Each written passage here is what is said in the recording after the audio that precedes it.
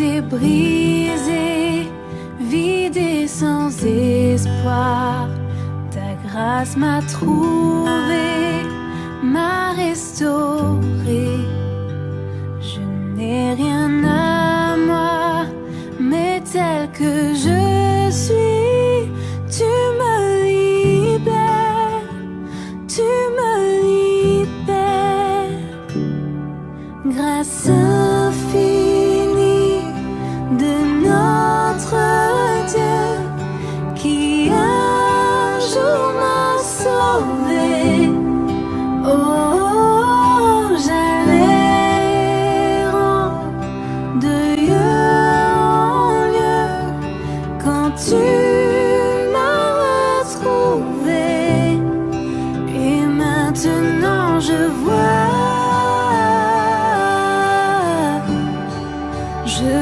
l'amour, la grâce dans tes yeux, donnant ta vie pour moi. Shalom, shalom, peuple du Dieu très haut, le seul et l'unique, le Seigneur Jésus-Christ, celui qui a reçu le nom au-dessus de tous les autres noms, le seul digne d'être adoré, d'être loué, d'être servi, d'être appelé Seigneur et Sauveur. Tous les autres ne sont que pâleurs devant lui. Il est la lumière, il est le soleil qui éclaire nos âmes. Shalom, shalom, frères et sœurs. Je suis contente de vous retrouver aujourd'hui dans votre émission Et maintenant je vois. Nous allons aujourd'hui recevoir le pasteur Franck Mwanda, pasteur de l'église Lys de la Vallée à Liège, comme vous le savez certainement. Alors, béni soit le Seigneur Jésus-Christ qui a fait des dons aux hommes, qui nous a donné toutes choses, des merveilles pour notre édification, pour nous préparer. Qu'il soit loué, faites du bruit pour lui chez vous, acclamez pour lui. Amen, amen. Bonjour, pasteur Franck. Bonjour, sœur Martine. Merci de répondre à notre invitation. Et pour moi. Ok.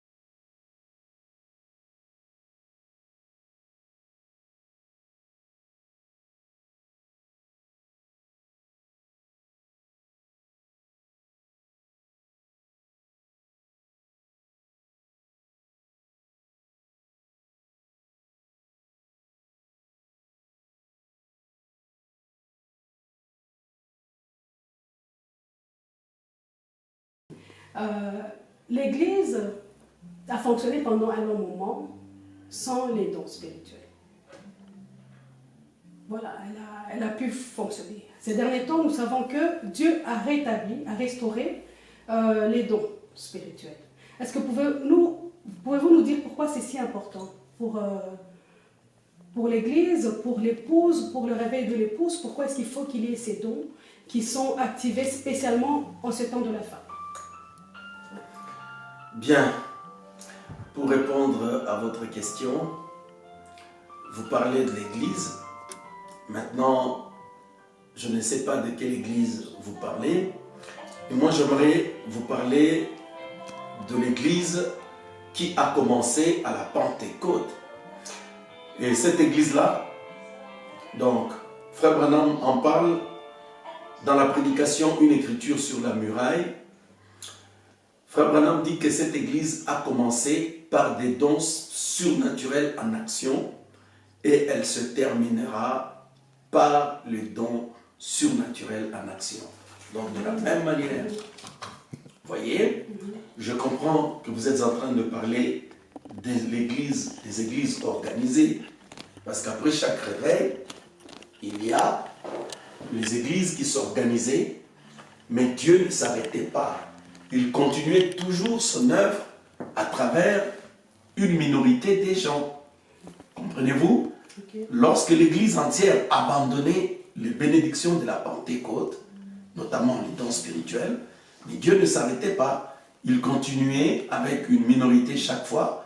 C'était le cas avec Irénée, avec Colomban, avec tous les autres. C'était le cas avec Luther, avec Wesley. Et c'était le cas avec William Branham. Et après le départ de Frère Branham, maintenant, ça j'aimerais en parler quand nous allons commencer. Maintenant, c'est vrai qu'il y a des églises qui sont nées, même dans notre message, qui fonctionnent sans don. Mais gloire soit rendue au Seigneur, parce que le Seigneur s'est réservé également, comme les autres fois, une minorité qui continue à porter le flambeau. C'est-à-dire avoir les mêmes bénédictions de la Pentecôte. Moi, je crois que c'est de cette église-là que nous allons parler. Oui, c'est pour ça que je disais quelle est la nécessité d'avoir les dons spirituels pour le réveil de l'épouse aussi. Ou pour l'église de Christ, c'était ça. Merci pour la question. Déjà, quand nous prenons la Bible dans le livre des Éphésiens, nous voyons que le ministère serve à l'édification, au perfectionnement de l'épouse. Et dans 1 Corinthiens 12, 13, 14, la Bible parle des dons pour l'édification. Édifier signifie construire. Donc nous comprenons que les dons entrent en action, en œuvre pour la construction de l'édifice de Dieu que nous sommes. Comprenez-vous cela? Alors, je préfère répondre par les Écritures parce que je sais que je parle aux aigles, aux aiglons, à nous qui aimons le message. Frère Branham dit dans la prédication, le 10 vierges et les 144 000 au paragraphe 11, le prophète dit que je crois aux dons spirituels. Les dons spirituels, c'est beaucoup plus qu'un simple don, les dons de guérison notamment. Il dit c'est plus qu'un simple don. Il dit parce que c'est un gage, c'est un signe qui montre que là où il y a le don de guérison, tous ces dons-là, il y aura une résurrection. 10 vierges, 144 000. Et dans l'influence du 3 août 1963, de août 1963, Frère Branham dit le don spirituel serve à donner la foi de l'enlèvement à l'épouse. À donner la foi de l'enlèvement. Moi, je ne suis pas prêt à bouder un tel privilège. Je peux multiplier les citations, mais je crois que ces deux-là suffisent pour éclairer la lanterne de ceux qui nous regardent. Okay. Et nous parlons de tous ces dons de Corinthiens 12, en fait. Oui, 1 Corinthiens 12. Qui est le parler en langue, qui est le don de prophétie, etc. Il y en a 9, oui. Oui, il y en a 9. Ok. Et pourquoi les diables combattent-ils autant les dons? Très bonne question. Le diable combat les dons pour plusieurs raisons, mais moi j'aimerais épingler deux principalement. Parce que Frère Branham dit que le don, c'est un désinfectant. Vous voyez? Un désinfectant dans le naturel. Nous savons que c'est quelque chose qui enlève les microbes, des discordes, les troubles, et des choses surtout que nous ne pouvons pas percevoir. Donc Dieu a donné la parole de Dieu, et il a aussi donné des dons. Et les dons, c'est pour désinfecter. Vous voyez? La parole te donne la position, la parole t'indique le chemin, mais les dons, il vient désinfecter. Alors le diable, c'est quelqu'un qui aime la saleté, le microbe, le désordre. Lui, il règne dans le chaos. C'est pour ça qu'il entretient le flou, l'absence de lumière, et c'est pour agir. L'ennemi ne vient que pour dérober, l'ennemi ne vient que pour détruire, et il le fait surtout dans les ténèbres. Parce que les dons, quand ils sont ramenés par la lumière de la parole, ils vous permettent, par les visions, par exemple, de voir comment les gens sont liés. Ils nous permettent de voir par des prophéties ce qui peut arriver aux gens. Et avec l'arme de la prière, nous intervenons. Je crois que tu es témoin de plusieurs cas de délivrance. Je prends l'exemple de frère Pascal qui nous est arrivé de Paris. Il est arrivé alors que personne ne le savait. Le diable avait mis quelque chose, c'est un cancer, donc il allait détruire son dos, il ne pouvait pas se tenir debout. Et dès qu'il est entré à l'église, le Saint-Esprit lui a dit que voilà, toi tu finiras dans un fauteuil roulant parce que ton dos, tes jambes, voilà, ils sont attaqués. Il m'a sorti le papier, il a dit, pasteur, c'est ainsi dit le Seigneur. Et je lui ai imposé les mains. Aujourd'hui, il est debout, il est chef d'entreprise et il est une bénédiction pour l'église et pour sa famille. Donc, sauvé par les dons. Amen. Donc, à la fois les dons de vision, de prophétie, et mon petit don de délivrance et de guérison. Donc, il perd pour l'édification de l'épouse. Voilà. Et quel est le processus qu'utilise le diable pour étouffer les dons? Parce qu'on s'imagine bien qu'il vient par ruse, il vient par peut-être par séduction. Bien sûr que depuis le temps de la Bible, donc vous me permettez de faire un petit détour à partir de la Pentecôte, parce que Frère Branham nous a dit que si vous voulez connaître ce qui est juste, vous devez retourner au commencement. La Bible dit, dans la prédication, les actes du Saint-Esprit, Frère Branham dit que quand les apôtres, l'apôtre Pierre notamment, avait prêché un très bon serment, les jours de la Pentecôte, 3000 âmes crurent et ils furent baptisés. Le diable est resté calme.